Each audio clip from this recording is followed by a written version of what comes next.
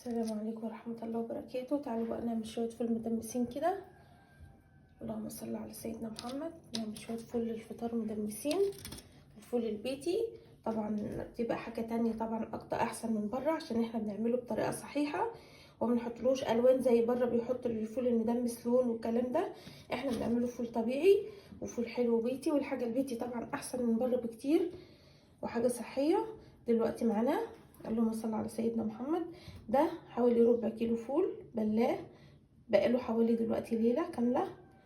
وطبعا معانا الحله اللي احنا هنعملها وهنعمله فيها.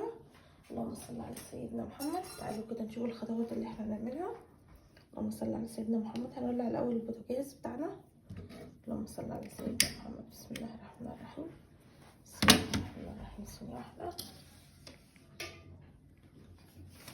نفتح الانبوبه بس كده، كانت مقفولة. بسم الله الرحمن الرحيم. كده ادينا البوتاجاز بتاعنا، حطينا الحلة طبعا فيها مية بس اهي. اللهم صل على سيدنا محمد. بسم الله الرحمن الرحيم. ومعانا هنا الفول بتاعنا. بسم الله الرحمن الرحيم. ناخد الفول كده نحط من المية، نشيله من المية نحطه في الحلة بتاعتنا. بسم الله الرحمن الرحيم. اللهم صل على سيدنا محمد. بسم الله الرحمن الرحيم. اللهم صل على سيدنا محمد.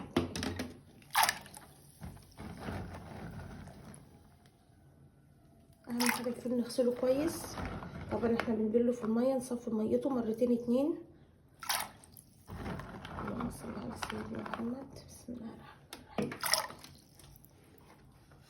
اللهم صل على سيدنا محمد. بسم الله الرحمن الرحيم.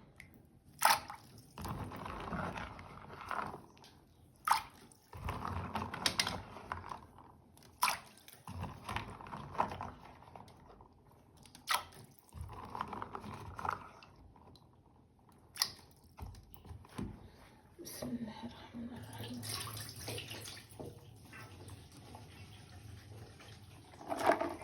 دلوقتي حطينا الفول كله ما شاء الله طبعا. استنوا بس ايه نتأكد ان احنا حطينا الفول بتاعنا كله.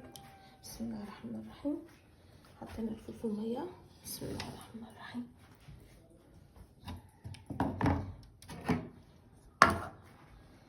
اللهم صل على سيدنا محمد. معانا طماطمية اهي، طماطمية فلقينها 4 تنصاص حطيناها في المية بتاعتنا.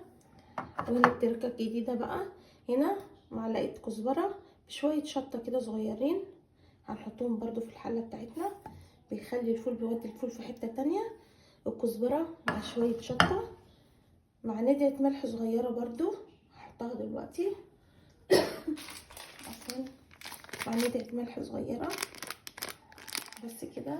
الفول بتاعنا معلقة الشطة ديت مع شوية الملح مع معلقة الكزبرة مع الطماطمية بيدوا الفول ريحة وطعم غير طبيعي، يعني بيخلوه ما شاء الله الفول ريحته بتبقى جميلة جدا جدا جدا.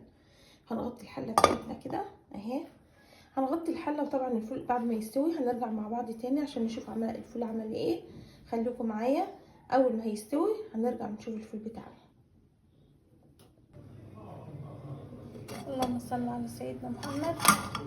تعالوا بقى نشوف الفول بتاعنا الحلو ده. بسم الله الرحمن الرحيم. اللهم صل على النبي. اللي مخلي اللون بتاعه احمر كده الطماطم اللي انا حطيتها، الطماطميه اللي انا حطيتها، والنص معلقه شطه والكزبره طبعا. بصوا بصوا الفول مستوي جميل ازاي. بصوا بصوا. اللهم صل على سيدنا محمد. اللهم صل على النبي. بصوا الفول ما شاء الله هيري بقى في منتهى الجمال. بصوا بقى. اللهم صل على سيدنا محمد. بصوا بقى. اللهم صل على النبي. الميه بتاعته تشرب ما شاء الله. اللهم صل على النبي. بصوا. اللهم صل على سيدنا محمد. نعرف شويه في الطبق كده عشان نشوفه بقى. بصوا. اللهم صل على سيدنا محمد. بصوا شوفوا الفول البيتي. اللهم صل على النبي. شوفوا بقى مستوي ازاي وجميل ازاي بقى. اللهم صل على سيدنا محمد. مخدش مننا وقت واستوى على طول ما شاء الله. بصوا مفيش احلى من الفول البيتي طبعا. تبقى حاجه صحيه عاملينها في البيت، وطمنين احنا عاملينها ازاي وعاملينها بايدينا. بصوا ما شاء الله بقى، شويه طحينه بقى كده، شويه طحينه، اللهم صل على النبي، وشويه بقى كده توابل مع الفول ده، يبقى حاجه ايه، حاجه تانية خالص. وشويه زيت حار. بصوا اللهم صل على سيدنا محمد. شوفوا دلوقتي الفيديو بتاعنا يا حبيب قلبي انتهى، وعملنا الفول مع بعض من اول ما جينا نحطه على البوتاجاز، من اول ما جينا نسويه في الاول خالص لغايه الاخر خالص، والفول بتاعنا استوي ما شاء الله بقى زي الزبده ما شاء الله، بقى في منتهى الجمال زي ما حضراتكم شايفين. اوعوا تنسوا اللايكات والاشتراكات فضلا ليس امرا، وكل سنه وحضراتكم طيبين، ويعود عليكم الايام يا رب بخير من داخل مصر وخارج مصر. واقول لكم دلوقتي استودعكم الله الذي لا يضيع ودائعه، واسيبكم في رعايه الله. السلام عليكم ورحمه الله وبركاته.